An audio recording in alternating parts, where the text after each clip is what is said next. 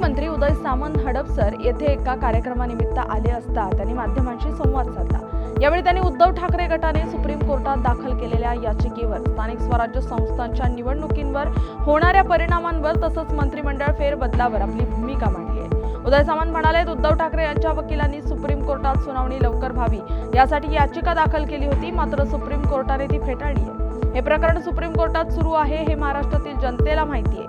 निवडणुकांच्या तोंडावर कोर्टात जाऊन वातावरण तयार करण्याचा प्रयत्न केला जातो, असा टोला सामंत यांनी लगावलाय।